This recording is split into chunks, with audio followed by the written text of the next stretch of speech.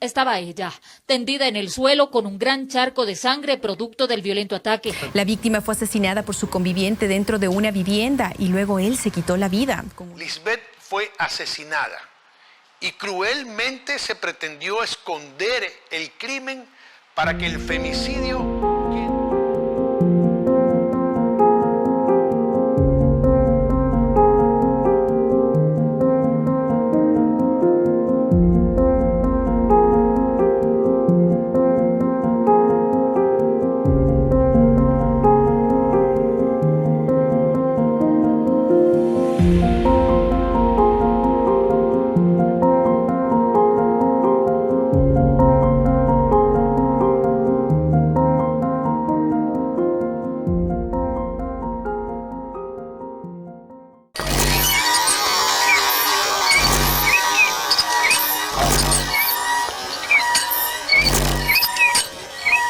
¿Este sonido te incomoda? Debería incomodarte más escuchar esto. El cadáver de una mujer fue encontrado dentro de su vivienda. Al Ecuador no le incomoda que una mujer sea asesinada cada 72 horas. Por eso decidimos incomodarlo para cambiar las cifras. Si eres víctima o sabes de algún caso de violencia de género, denúncialo al 02323-7206. Esta es una ayuda de Diálogo Diverso.